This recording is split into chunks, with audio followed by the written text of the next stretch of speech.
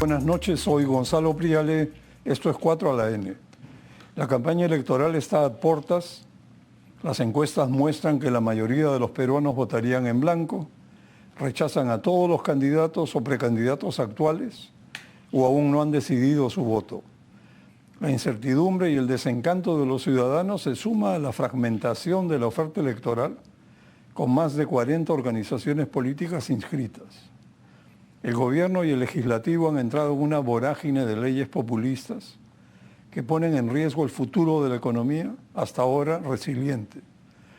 El siguiente gobierno recibirá una pesada carga fiscal y probablemente necesitará hacer un ajuste. Esta noche me acompañan José Tello, exministro de Justicia y Derechos Humanos y experto en temas electorales, Fernando Sillonis, empresario y ex gobernador de la región Ica, y Renzo Ibáñez, politólogo y militante aprista. Muy buenas noches a los tres. Buenas noches, Gonzalo. Gracias por la invitación. A ver, Renzo, 43% de los peruanos sienten vergüenza por la situación del país en general y 63% por la situación económica, según una encuesta reciente. El rechazo a los partidos, al gobierno y al Congreso es muy alto y está concentrado sobre todo en el centro y el sur del país. ¿Podría revertirse esta tendencia? Lo que creo es que a medida que vaya pasando el calendario electoral va a ir ordenándose de alguna u otra manera las preferencias de los peruanos, ¿no? Pero efectivamente vivimos un momento de profunda polarización, de tensión en muchos sectores e instituciones del Estado, no solamente en los tradicionalmente políticos, que podría ser el propio Ejecutivo y el Legislativo, sino también el Poder Judicial, la Fiscalía de la Nación, e incluso otros esquemas u otras instituciones, incluso económicas, como por ejemplo los fondos de pensiones, las AFPs. Todo ha caído en una situación de tensión, de discrepancia, de falta de liderazgo, y eso por supuesto afecta a los millones de peruanos que buscan discutir temas concretos para solucionar justamente esos temas. Entonces hay falta por supuesto de un gran diálogo nacional, partidos políticos, instituciones, y eso se ha traducido por supuesto en esta suerte de caos, de anomia política, institucional. Y sobre todo, vuelvo a repetir, ¿no? Cuando uno mira qué es lo que está sucediendo en la Fiscalía de la Nación, en el Poder Judicial, que deberían ser entes autónomos o alejados de la política o la discusión política menor, terminan estando también un poco en esta discusión, lo cual también trae además una serie de preocupaciones, por ejemplo, la inseguridad ciudadana. Cuando uno relaciona todo este tipo de tensiones, de falta de claridad, y ves que, por ejemplo, el famoso monstruo podría haber escapado porque hubo una filtración por parte de la policía peruana, entonces comienzas a decir, bueno, esta situación no da para más, y claro, el discurso polarizador siempre tiene cabida en un espacio como este, ¿no? José, en una encuesta, las denuncias o investigaciones en proceso y la vinculación a corrupción destacan como razones para no votar por un candidato. Sin embargo, en otra encuesta aparecen Vizcarra y Castillo con altos porcentajes. ¿Cómo te explicas esta suerte de incongruencia? Lo que ocurre es que hay que tener en cuenta quiénes representan Vizcarra y Castillo. O sea, partamos por eso. Y cuando hablamos de representación política es con quienes se sienten cómodos los electores. De alguna u otra manera, a Castillo terminó donde está justamente por ser golpista, por cometer un ilícito. Y eso ha sido reconocido incluso por la Comisión Interamericana de Derechos Humanos. A mí me tocó, por ejemplo, recibir un informe en el cual se hace mención de que Pedro Castillo había dado un golpe de Estado. O sea, con eso, la defensa en aquel momento que había tenido Pedro Castillo, literalmente quedó sin piso. Ahora, lo que es importante señalar es que en el caso de Martín Vizcarra, él ha trabajado un capital político, ha sido presidente de la República. Y cuando él sale del gobierno, sale con un alto nivel de aprobación. Justamente ¿por qué? Porque capitalizó muy bien el gobierno, o sea, las acciones de gobierno durante el periodo de pandemia. Y él ahí logró un posicionamiento que yo creo que no lo tiene así nomás cualquier candidato, salvo el extinto presidente Alberto Fujimori. Porque el nivel de llegada de Martín Vizcarra hacia el electorado en general o hacia la población ha sido muy alto. Y además también hay que tomar en cuenta que él no participó en las elecciones de 2021.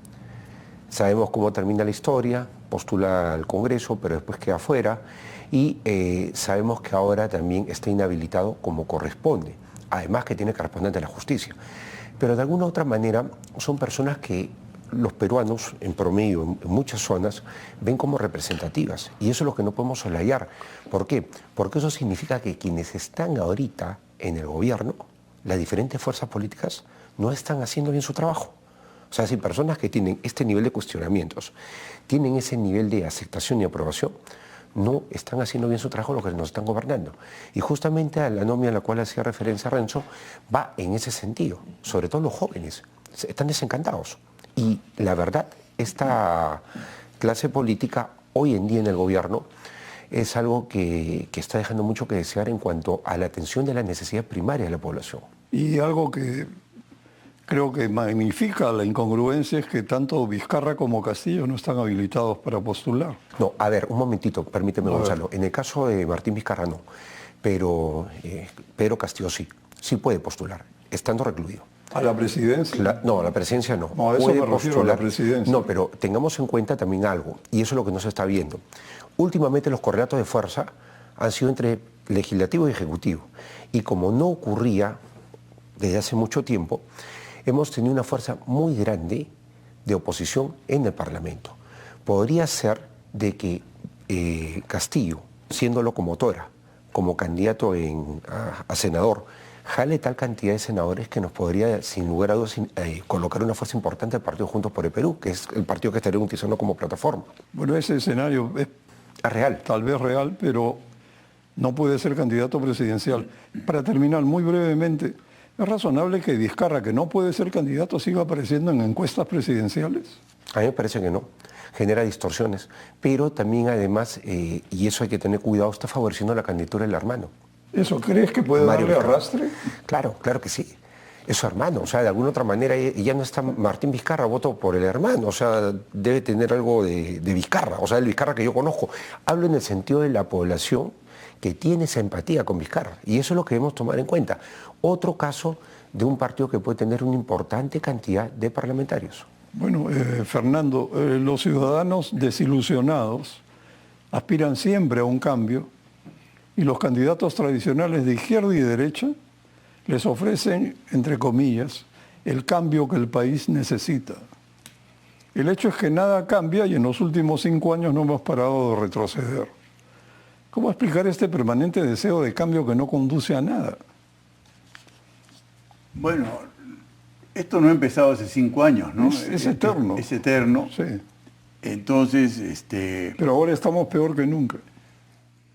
No, yo creo que hemos estado peor de lo que estamos ahora, ¿no? Yo creo que nosotros, los mayores, los que vivimos en conciencia los 70s y los 80s, sí hemos vivido momentos peores, porque los 90 fueron de mucha expectativa, ¿no? Por supuesto, el terrorismo fue atroz, pero a partir de los 90 hubo una recuperación, ¿no? Yo creo que eso no va a cambiar. Honestamente, ¿no? Esto viene de tanto tiempo y yo creo que no tiene por qué cambiar en el 2026. Yo creo que va a ser un caos la elección presidencial y parlamentaria, un caos.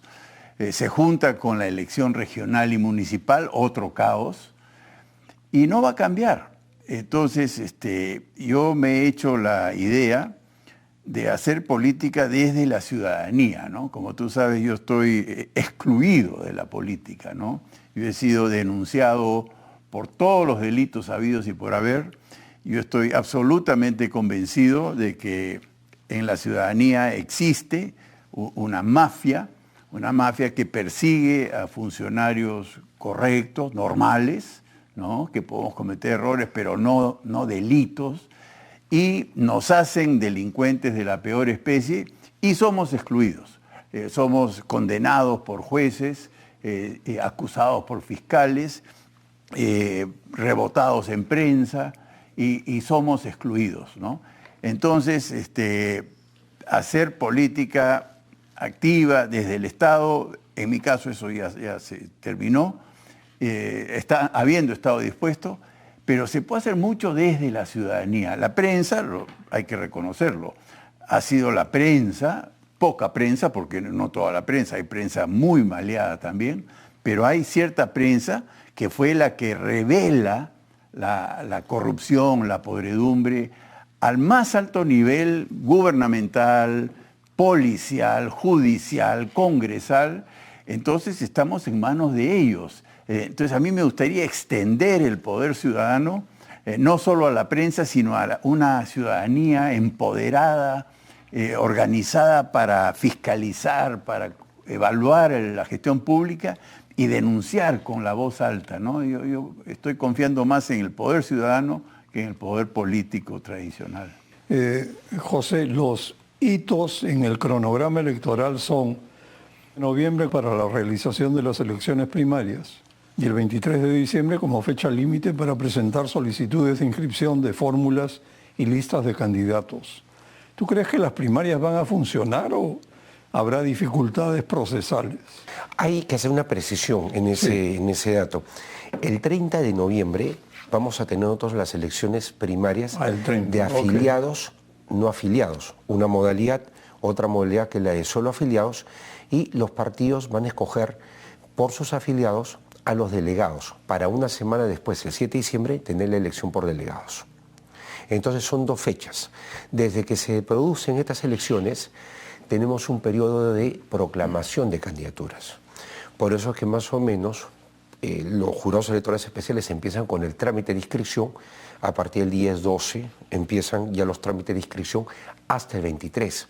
Que dicho sea de paso, hay que pedirles acá por intermedio del espacio que tenemos acá tan generosamente a los líderes políticos que piensen bien en correr con las inscripciones, porque si tuvimos en el 2021 problemas para inscribir 3.300 candidatos, ahora con casi 10.300 va a ser bien complicado. O sea, es la misma plataforma que puede colapsar.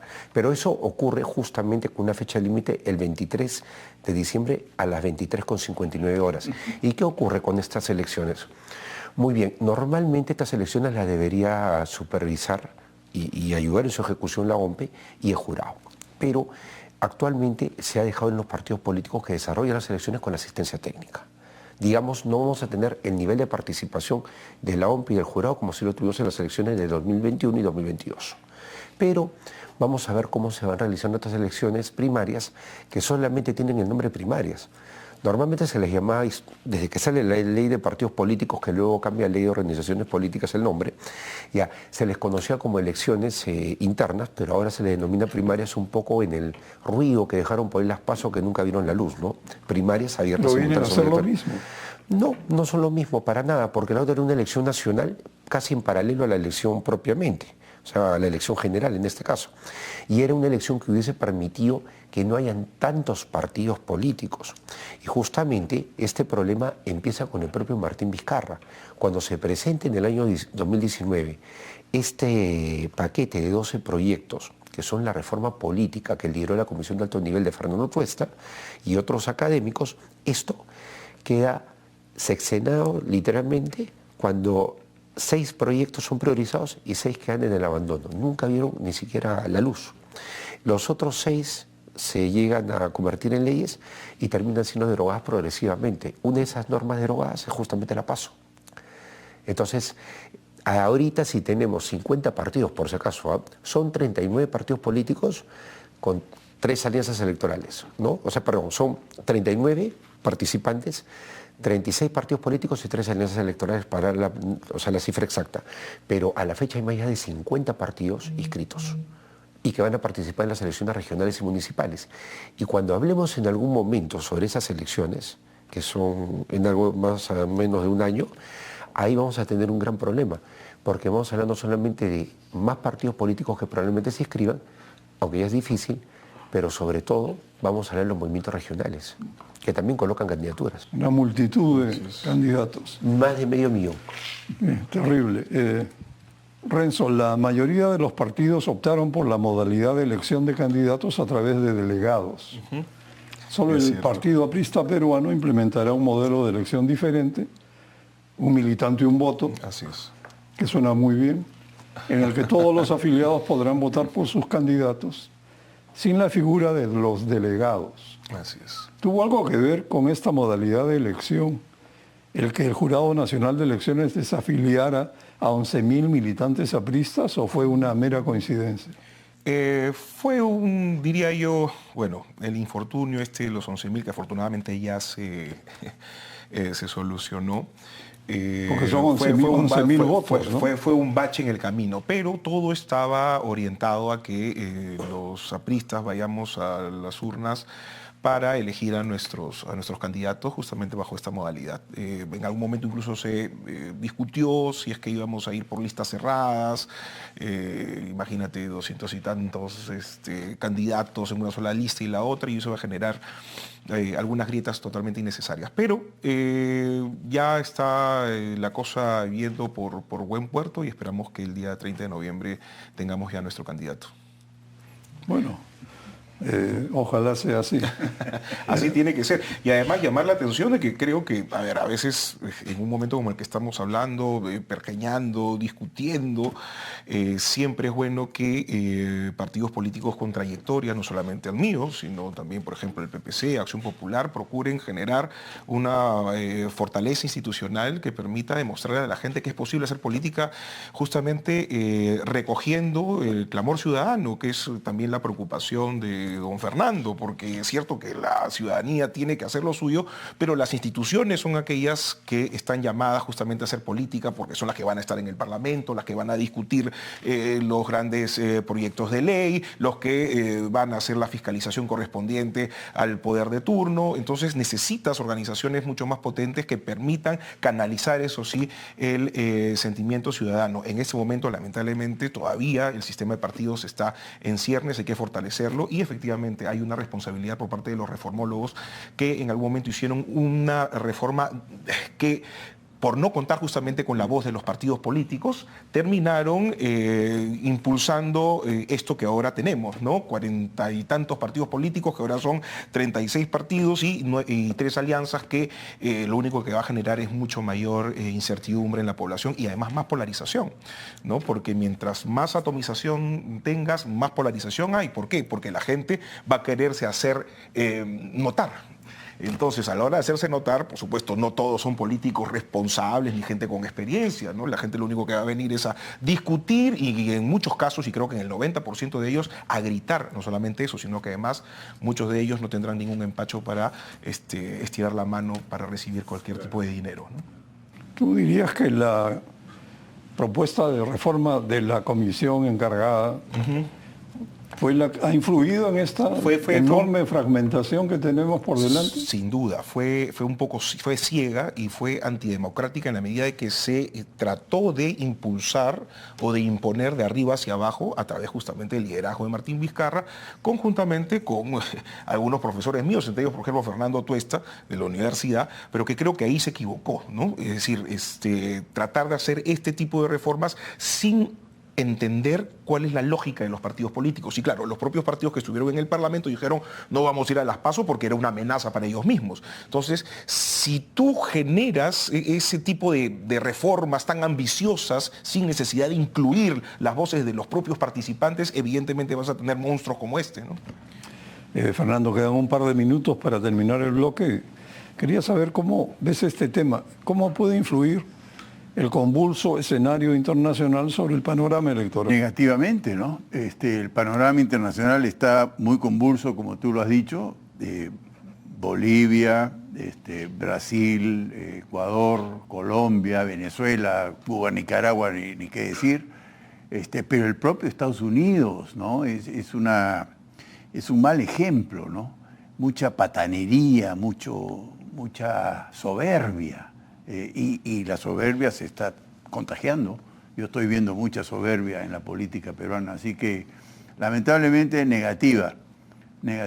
Pero nuevamente, cuidado, el Perú es maravilloso, el Perú tiene esa magia que la hace pasar estas amenazas y no sé cómo, pero no hemos llegado a la muerte, ¿no? Al estado de muerte que es Venezuela, Cuba y Nicaragua, ¿no?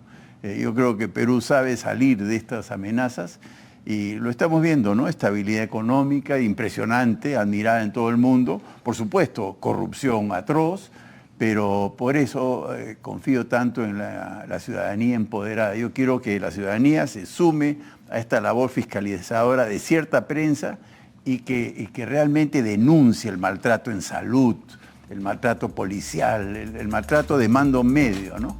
En fin, veremos. Bueno, vamos a una pausa y regresamos. Estamos de regreso, este es el segundo bloque de 4 a la N. José, el próximo año se efectuarán varios procesos electorales, como has mencionado, con diferencia de pocos meses. Elecciones generales para presidentes, vicepresidentes, diputados, senadores. Por otro lado, elecciones regionales y municipales. Y por último, elecciones de centros poblados. En cuanto a las elecciones generales, ¿llegarán a estar preparados los electores para escoger informadamente entre miles de candidaturas y alrededor de 40 partidos registrados? Va a ser bien complicado, pero hay que confiar en la versatilidad, sobre todo de los jóvenes. A ellos hay que apostar a que den información, digamos, en la familia, porque la velocidad que tienen para entrar al celular y conseguir información es impresionante, pueden averiguar muchas cosas. Lo que sí debería preocuparnos a nosotros, desde el lado de la sociedad civil, que es la sociedad organizada, desde parte de los medios de comunicaciones y de los organismos electorales, es el hecho de colocarles plataformas serias para que puedan obtener información. O sea, suministrar la información en canales relativamente, acertados, oficiales se podría decir en algunos casos. Y en eso puede sumar mucho la sociedad civil. Es un tema de responsabilidad ciudadana. Que, por ejemplo, los candidatos se den a conocer en su propuesta, pero aparte que también transparente sus antecedentes. Le decía hace poco a un...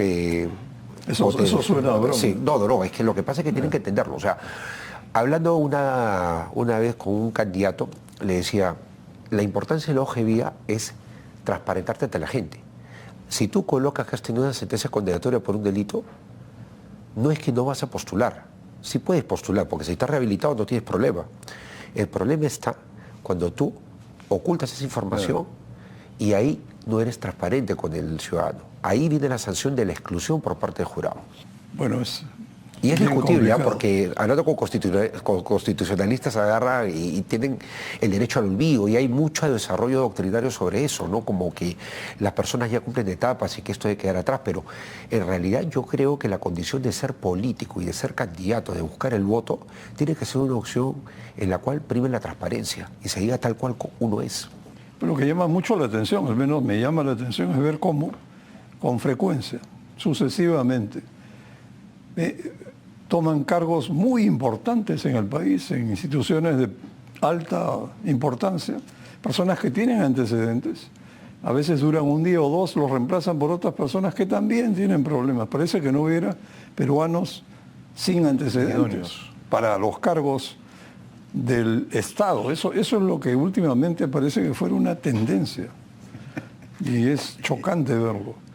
Renzo, aprovechando vacíos normativos, la lentitud de los procedimientos y la falta de normas que castiguen la presentación maliciosa de tachas sin sustento, ¿tú ves posible que las tachas electorales se utilicen como herramientas para eliminar competencia peligrosa en las próximas elecciones? Sin ninguna Esto es parte duda. del juego Sí. y de costumbre y resulta inevitable. Sí, bueno, sin duda, y para eso justamente necesitamos instituciones sólidas, ¿no? Necesitamos gente que milite partidos políticos que tengan más o menos cierta trayectoria para que justamente esas tachas puedan ser resueltas de la manera más rápida, ¿no? Pero claro, ahora tenemos el 97% de los partidos políticos, creo que son nuevos, o el 95%, y los demás son lobos conocidos, son gente que además ha fundado su partido, es dueño de su partido, que son también incentivos perversos, ¿no? Porque claro, o sea, cuando tienes un partido político, simplemente lo que haces es echar mano de tus familiares, de la gente que está a tu costado, que no necesariamente tiene vocación política, por lo cual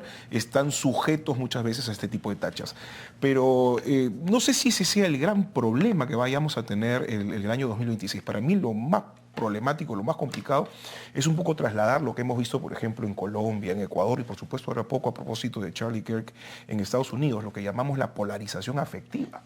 Es decir, vamos a entrar en una lógica de odios, de desencuentros, de tensiones, que no sé hasta dónde vamos a ir, además en un país absolutamente informalizado, poroso en términos del crimen organizado, donde cualquiera no tiene necesidad de una ley para obtener un arma. Entonces, y además con un liderazgo tan endeble como el de la señora Dina Boluarte y un gobierno también tan complicado que no tiene ningún tipo de liderazgo para poder asumir las riendas de un proceso electoral tranquilo. Entonces, claro, por un lado tienes estos temas que seguramente van a preocupar, pero de los que se sabrá salir teniendo, por supuesto, a los mejores candidatos. Pero creo que lo más importante es cómo hacemos para que este proceso sea lo suficientemente racional y permita el diálogo, el puente entre las clases políticas y sobre todo entre los partidos, entre la gente que vaya a discutir, de tal manera que no se salga del cauce democrático y no veamos excesos a los que las sociedades están yendo en este momento, ¿no? Esta famosa polarización afectiva es muy difícil, sobre todo habida cuenta otro tema fundamental a propósito de la sociedad civil. Están ahora los famosos dibujitos, los jóvenes que están en las redes, y sí, todo muy bien, me parece que la historia sopla hacia un lado, pero es cierto también que hay espacios totalmente liberados de cualquier tipo de moral dentro de las redes sociales, en donde están muchos jóvenes también, en donde dentro no hay papá, no hay mamá, no hay abuelito que te corrija. Es decir, la sociedad también tiene que estar atenta a todo este nuevo tipo de interacción dentro de las redes sociales y la política que puede permitir mayor polarización. Y en ese sentido, no todo lo que vayamos a ver en la web o en las redes sociales es bueno, es real, ¿no? Es propositivo, ¿no? Va a haber mucha fake news, va a haber demasiada mentira y va a haber demasiada injuria. Entonces, ¿cómo hacemos para que eso no realmente se meta finalmente en la decisión final del ciudadano? Sí, el panorama es complejo, ¿no? Fernando, agregando a lo que acaba de comentar Renzo, vivimos en un país con liderazgos e instituciones políticas desprestigiadas. El impacto sobre la moral del país y sobre la opinión pública, de la manera en que los congresistas pasan por agua tibia manejos y conductas dudosas, es muy alto. En esta línea, el politólogo Alberto Vergara, con buena dosis de realismo, señala que tenemos más de 40 agrupaciones inscritas. Casi la mitad de los congresistas son investigados por algún ilícito. Se legisla para la ilegalidad. Los congresistas son elegidos cada vez con menos votos. Y su comportamiento, no de todos, varios de ellos, es descarado. Te pregunto, ¿dejaremos de estar a merced de quienes ven las elecciones como la captura de un tremendo botín? ¿Cabe alguna esperanza de que esto cambie? No creo que vaya a cambiar, ¿no? No creo que vaya a cambiar. Repito, esto no ha empezado hace poco. Es increíble lo que se hace en el mundo del narcotráfico, el poder de la minería. Yo estoy a favor de la minería, pequeña minería, yo facilitaría mucho la formalización, pero eso ya se manchó de criminalidad y de sicariato y de lo peor, ¿no? Eso está ahí, eso no se ha ido, ¿no? Y yo sí creo que hay mucha gente que gana con el caos. Entonces, una Dina Boluarte o un Pedro Castillo son los presidentes perfectos para la minería ilegal y para el narcotráfico. Y no son 4 gatos los que ganan con esta mediocridad, ¿no? Son millones de familias peruanas que viven de estas actividades ilícitas y que respaldarían y celebrarían un triunfo de candidatos de esa calaña, ¿no? Entonces es una situación bien compleja. Sin embargo, yo sí confío, yo sí creo que la mayoría de peruanos estamos a favor de una república democrática y la integridad, la eficiencia, ¿no? Entonces, por eso me frustra tanto la atomización de candidatos. Qué cosa tan absurda, ¿no? Cuando enfrentamos a un bodoque electoral delincuencial, ¿no? ¿Por qué no unirse en torno a las fuerzas democráticas, la fuerza del bien, digamos así? Entonces, nuevamente contestando a tu pregunta, yo creo que no va a cambiar, ¿no? Lo que yo sí confío es en alguna prensa y en la ciudadanía. En Ica hicimos cosas a través de la ciudadanía extraordinarias, como combatir el dengue, por ejemplo, con éxito. Entonces yo sí creo que desde la ciudadanía se va a poder combatir la delincuencia más inteligentemente. Yo siempre pienso convertir a los emolienteros en informantes, a los taxistas, a toda la sociedad de informante de estos delincuentes y producir una lucha contra la corrupción y contra la delincuencia mucho más eficaz de lo que es ahora, ¿no? José, ¿cómo se asignan los escaños de los 60 senadores y los 130 diputados? ¿Cuán atomizado estará el siguiente Congreso y cuántas bancadas partidarias estimas que lleguen a alcanzar curules? Es una pregunta bastante interesante porque la He verdad... escuchado varios cálculos, pero Sí, ¿cuál es el lo tuyo? que, por ejemplo, tenemos nosotros es un Congreso que ahora va a tener una Cámara de Senadores y una Cámara de Diputados. La cantidad de, en este caso, escaños asignados son 130 para diputados y 60 para senadores. Normalmente, si aplicáramos la ley, debería ser más, porque se ha hecho una proporción de 320.000 ciudadanos, ¿no?, que debe haber por senador, y diputados 160.000. Pero nosotros lo que tenemos que tener en cuenta acá es que para efectos de que la bicameralidad funcione se han mantenido 130 diputados y 60 senadores. Ahora, la presentación de candidaturas es variable. ¿Por qué? Porque se están presentando candidaturas para cumplir con lo que es la paridad de géneros, paridad de alternancia. Entonces se van a presentar 158 candidaturas a diputados y 86 para senadores. Y sobre esto hay que tener en cuenta algo.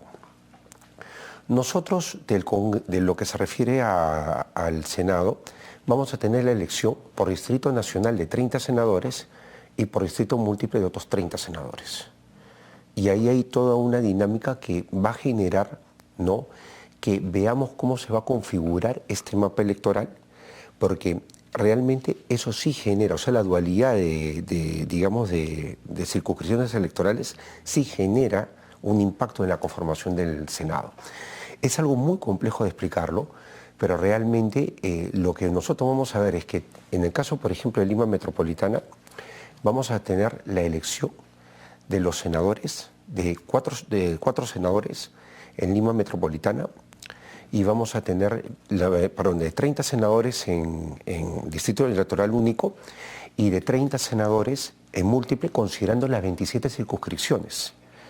27 circunscripciones porque tenemos nosotros, en este caso, 24 departamentos, tenemos Lima Metropolitana, que es una circunscripción más, tenemos nosotros peruanos en el extranjero y el Callao. Ahí están los 27.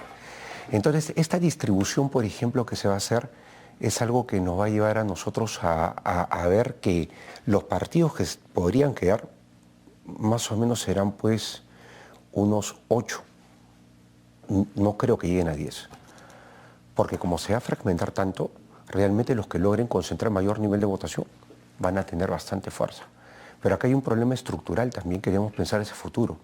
Diferir las elecciones al Congreso de las presidenciales, porque eso nos ayudaría a tener un parlamento más fuerte, con una oposición más consolidada y un oficialismo más consolidado. Claro, muchos podrían decir que eso desaparecería a muchos partidos, podría darse esa situación, o los podría llevar a hacer alianzas electorales, lo cual también frena la fragmentación. Entonces, hay que mirar eso ya como una reforma para más adelante. Para lo que tenemos hacer las elecciones congresales en la segunda vuelta?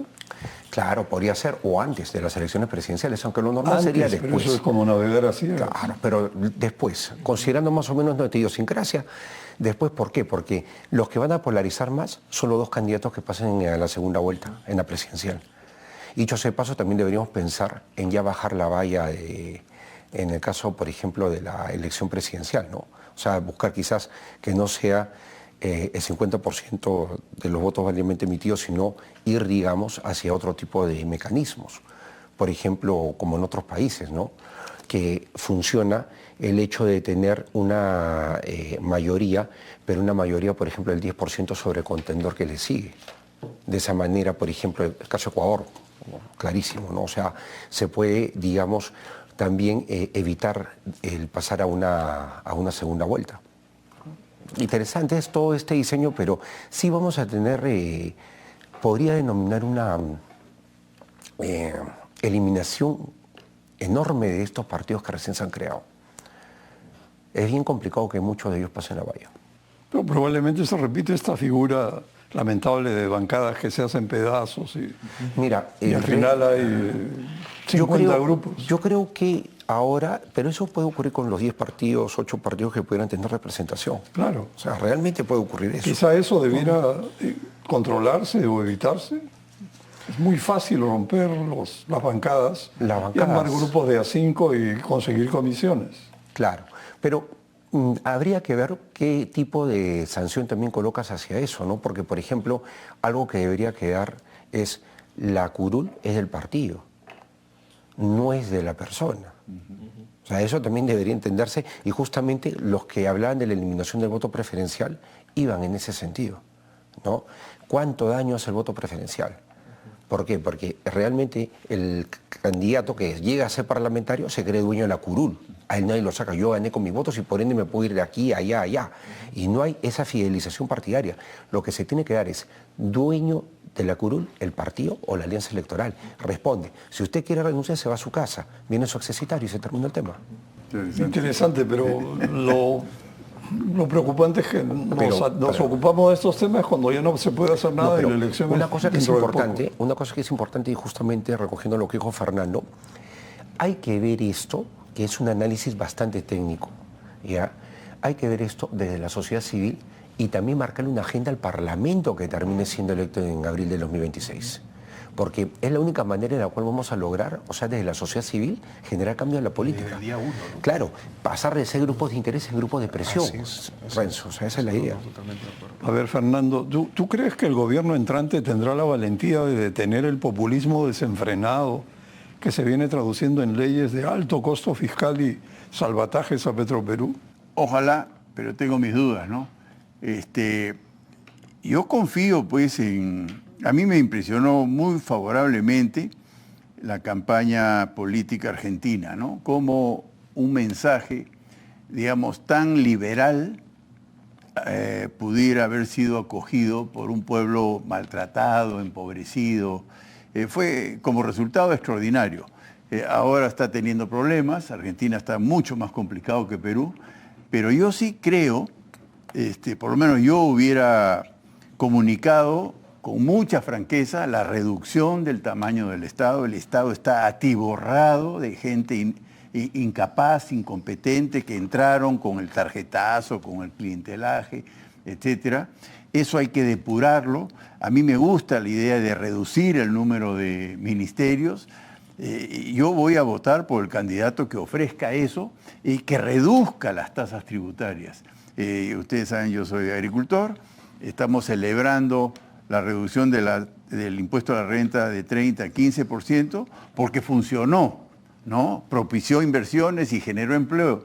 Yo lo que digo es, ¿por qué solo al agro? ¿No? Para mí, la reducción del impuesto a la renta debe hacerse extensivo a toda la economía para que todos los sectores inviertan como se invirtió en el agro y se genere mucho empleo.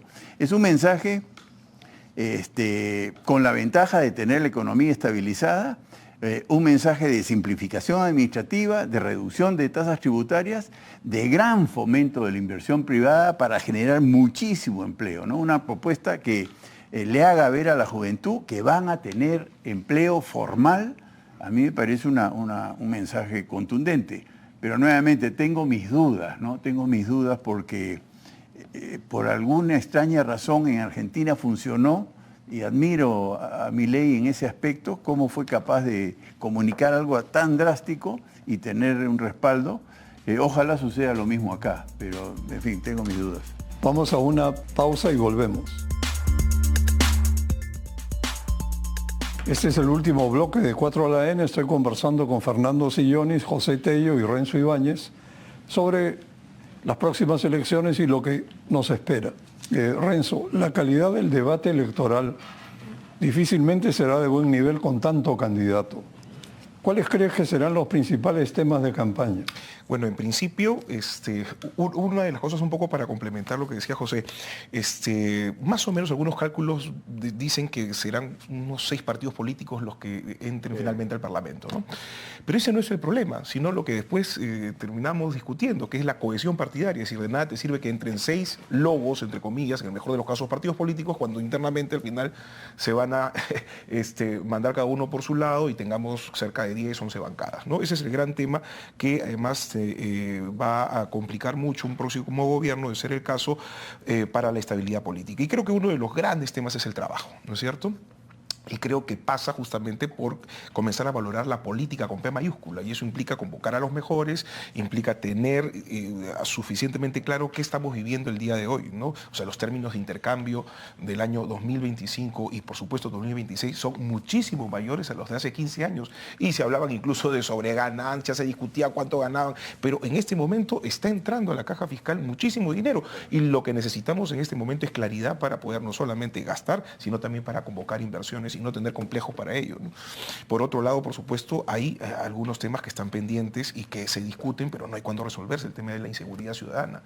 Es decir, hay que mirar cómo hacemos para que no solamente la sociedad civil sea aliada de la inseguridad, sino también para que, por ejemplo, las instituciones que tienen que ver con la inteligencia, a nivel de las instituciones armadas, a nivel del Ministerio del Interior, la propia Policía Nacional, puedan fortalecer ese esquema de inteligencia sin el cual no vamos a poder salir de ninguna manera del escollo en el que nos encontramos en este momento. Por otro lado, necesitamos también un shock no solamente de inversiones, sino también de confianza en la ciudadanía. No puede ser posible que este Parlamento, por ejemplo, esté costando 1.400 millones, cuando podría muy bien estar funcionando con 700 millones. Y creo que ese es un esfuerzo que de entrar al Parlamento, ojalá mi bancada pueda ser mayoritaria, estoy seguro que vamos a hacerlo para bajarlo por lo menos a la mitad. Con 700 millones creo que perfectamente se puede hacer funcionar este Parlamento, y además con la cantidad de congresistas que ahora tenemos respecto del anterior. Hasta Entonces, más. Así es. Entonces yo creo que aquí ha habido un caos absoluto a nivel institucional que se puede resolver con política, que implica diálogo, que implica instituciones, que implica ideas, y creo que eso es lo que tenemos que asumir los políticos que nos preciamos de ser responsables y tenemos cierto enraizamiento en la sociedad, que es justamente la que quiere soluciones concretas, ¿no? Que son tantos los temas además que están pendientes. Creo que hace muchos años que no se ven reducciones de presupuesto, ¿no? Pero es un deseo importante. En Ica lo hicimos, ¿no? Muy bien. Está buena la mesa. Fernando, ¿crees que existe la posibilidad de un acuerdo del gobierno con Cerrón para asegurar la tranquilidad de la presidencia actual con tantas denuncias en espera una vez que tenga que entregar el mandato? Yo creo que hay un acuerdo entre Cerrón y la presidenta Boluarte y el gobierno. Eso es mi impresión, ¿no? Por supuesto no se ha hecho explícito, pero hemos conversado de los estupendos policías que hay, por supuesto también hay de los otros, y no puedo creer que la Policía Nacional del Perú no haya sido capaz de capturar a Vladimir Cerrón. Yo creo que hay un acuerdo de protección y de reciprocidad, ¿no? Esa es la impresión que yo tengo con respecto a Cerrón, ¿no? ¿Cómo ves ese tema? Bastante interesante, porque han atrapado al monstruo y sin embargo Claro. no atrapan a Cerrón. Claro.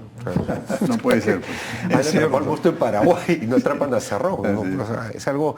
No, sin lugar a dudas sí hay un entendimiento, porque no hay que tapar eso con un dedo. Esto se ve, o sea, es notorio de que no hay un mayor esfuerzo por atrapar a Vladimir Cerrón, no lo va a haber tampoco. Claro.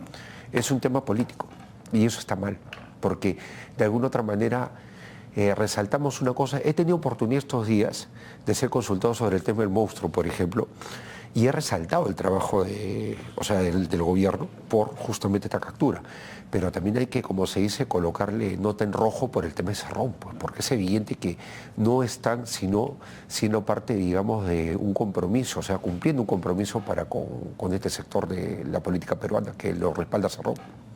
Y continuando con el tema, José, ¿tú confías en la neutralidad e imparcialidad del Jurado Nacional de Elecciones y de la OMPE?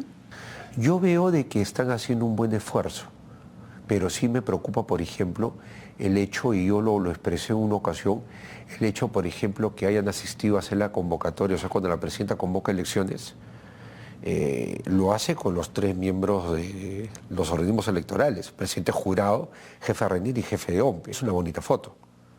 O sea, las autoridades electorales tienen que mantenerse al margen de lo que haga el Ejecutivo.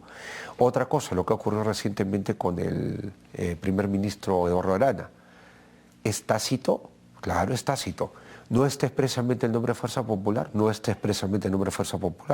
pero el comunicado que saca cuestionando al Ministerio Público, cuya autonomía nos guste o no nos guste, hay que respetar. Evidentemente es una injerencia de gobierno en un tema político y sobre todo en un contexto electoral, más aún cuando habla de que ellos son también como que parte de la componenda a cargo del proceso electoral, cosa que le corresponde única y exclusivamente a los organismos electorales. Ellos pueden coordinar lo que requieran y el Ejecutivo, por ejemplo, Policía Nacional, las Fuerzas Armadas, está obligado a darle los recursos, el Ministerio de Economía y Finanzas, el dinero, o sea, me explico, sacar adelante el proceso electoral, pero quien los lidera y garantizan era lo que antes era una suerte de cuarto poder en el Estado, el poder electoral. Recordemos cuando nace esto con San Mamés Ocampos, 1931, la Constitución de 33 lo recoge al jurado como una suerte de cuarto poder electoral. Con la Constitución 79 se mantiene y con la Constitución del 93 se divide, pero igual es un sistema electoral que tiene que tener esa autonomía y sobre todo garantizar, bajo el modelo que hemos elegido, esa imparcialidad. Me parece sí perturbador que el Ejecutivo tenga mensajes que claramente inciden en los quehaceres propios de una vorágine electoral, de un proceso electoral. Sí, quería agregar algo. Lo que pasa es que también me parece impropio lo que hizo la señora Delia Espinosa, y en ese sentido llamar la atención sobre el gran problema de fondo, que es que una institución con tantísimo poder como es el de la Fiscalía de la Nación en este momento, aunque ahora está el señor Aladino Gálvez, que parece que es un poco más sensato que la señora Delia Espinosa, pueda incidir en la elección final. Es decir, a ver, sacan una investigación, una sola denuncia, y ya comienza a generar una distorsión en el electorado. Y eso es bastante complicado. Como ha venido la institución de la Fiscalía de la Nación en los últimos años, yo creo que sí había que ponerle un paralelo. Y no sé si era el mejor que lo venga del Ejecutivo, pero sí llama la atención porque no se trata solamente de un partido político, sino se trata del sistema democrático en general. Es decir, estamos hablando de una señora que se ha inventado una serie de argucias para tratar de ilegalizar un partido político que de todas maneras está en elecciones, que está en el Parlamento, que tiene una formalidad y que ha estado en el sistema democrático en los últimos años. Puede haber excesos, errores, pero eso se discute en el ámbito de la democracia. Pero lo que ha hecho la señora Delia Espinosa sí me parece de lo más aberrante en términos, por lo menos, democráticos. Sí, si me permite, justamente complementando también, porque creo que coincidimos, la señora perdió totalmente norte. Si está ahora suspendida, y para mí, la verdad, es una suspensión con sabor a vacancia. La señora va a terminar fuera del cargo, sea por la Junta Nacional de Justicia o sea por el Congreso de la República, quien va a tener que actuar por la infracción constitucional que se ha configurado. Ese desacato, la praxis que ella ha tenido de denunciar a los integrantes de la Junta Nacional de Justicia, o sea, usar el poder a su medida, es totalmente descarado y aterrador si es que, como bien señala Renzo, es una institución que garantiza, y complemento acá, la legalidad y es titular de la acción penal. Entonces hay que tener bastante cuidado, pero yo considero, y sí quiero remarcar, que el Ejecutivo tiene que mantenerse en lo suyo y darle el soporte cuando lo requiere el organismo electoral, no agarrar un protagonismo que solamente le corresponde a los organismos electorales. Y lo que sí también debe advertirse incluso es que esta maniobra de la señora Espinosa, Delia Espinosa, ha sido para neutralizar un proceso que va a venir en el Congreso, justamente, diciendo a quienes yo los denuncio, a quienes yo los quiero llevar al plano de la ilegalidad, porque considero que debe ser un partido declarado ilegal y cuya inscripción debe ser cancelada, ya ellos ahora me están votando, victimizarse. Es terrible. Has puesto mucho énfasis, José, el tema de la neutralidad e imparcialidad del Jurado Nacional de Elecciones y la OMP, y cómo el Ejecutivo debe mantenerse al margen de inmiscuirse, digamos, en su autonomía. Pero yo me refería a otro aspecto, la imparcialidad desde el punto de vista de retirar candidaturas, como ocurrió en la última elección, si no recuerdo mal, con el Partido Morado, me parece. Con un candidato. 2016, y bueno, o sea, hubo un antecedente ahí, pero lo que ha retirar candidatos molestos, digamos. Lo que pasa es que en el caso de César Acuña en el año 2016 también hubo un retiro, una exclusión por tema de dádivas. Y en el caso del Partido Morado fue un problema que se sustentó básicamente en un problema, para la redundancia, de democracia interna. Ellos sí o sí estaban fuera porque habían infringido sus propias normas partidarias. Lamentable, porque la salida de Guzmán, quieras o no, en un momento en que ya rompía el 30% de aceptación ciudadana, cambió drásticamente el mapa de las elecciones del 2016. Y eso sí hay que reconocerlo, fue gravitante. Por eso termina Pedro Kuczynski de presidente. Esa es la realidad. Ahora, últimamente el jurado ha tenido traspiés en el año 2021 y ha habido muchos cuestionamientos.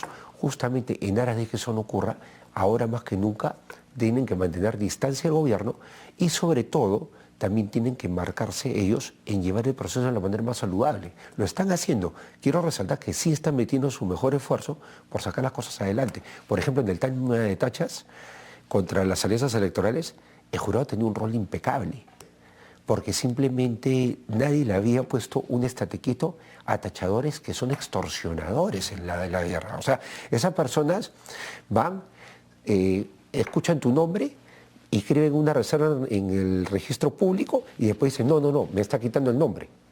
Y por eso te hacen una tacha donde te dilatan, te llevan al plazo límite y después te piden dinero, ¿para qué?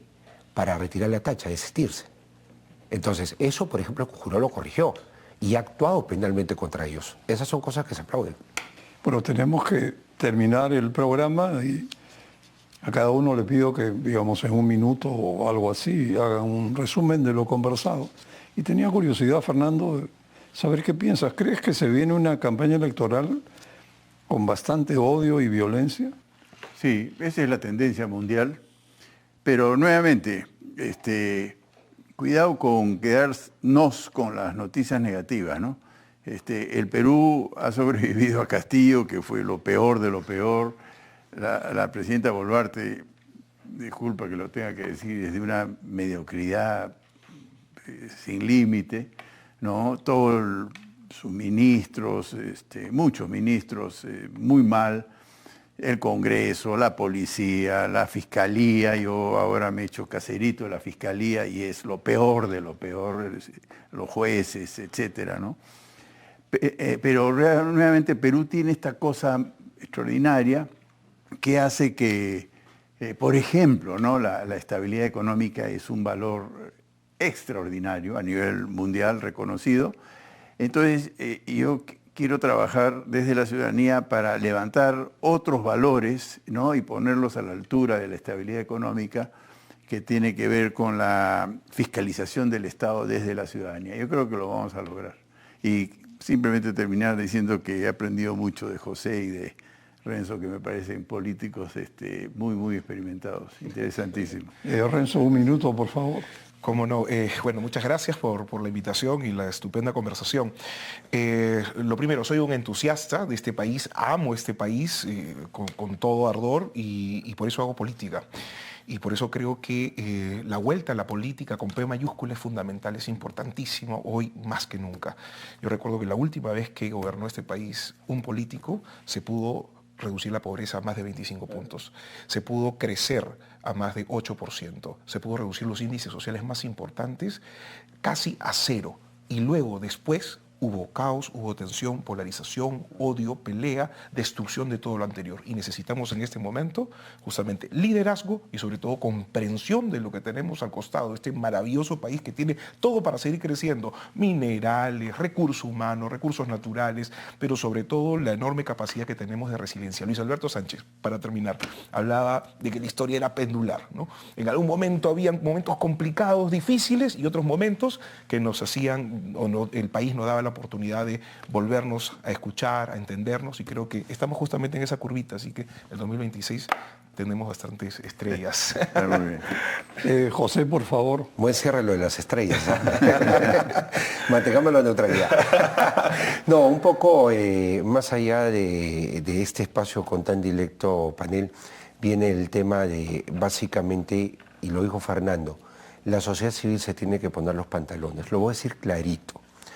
El tema no es solamente la responsabilidad de los partidos responsables, dicho sea de paso, sino realmente la clase política necesita que la sociedad civil organizada, a todo nivel, gremios, sindicatos, colegios profesionales, todos, de alguna u otra manera empiecen a marcar la pauta de lo que queremos. Y digamos, esto es lo que queremos nosotros. Trabajen en función de eso. A su manera, con su ideología, con sus políticas que vayan diseñando. Tienen libertad, están en el gobierno, sea oposición o oficialismo, pero trabajen en función de esta agenda país y que se piensen en las grandes reformas que necesita el país. Combatir la informalidad, educación, salud, seguridad, que es algo importantísimo. Entrar en la realidad de la infraestructura, lo que necesitamos en el corto plazo, mediano plazo y largo plazo. Un Perú con 50 años por delante, donde gobierno tras gobierno en alternancia democrática terminen finalmente siguiendo una línea. No estaremos acá, pero sabemos que esa línea se va a mantener. Bueno, muchas gracias. Creo que el país efectivamente necesita recuperar la esperanza. Y gracias Renzo, José y Fernando. Muy buenas noches.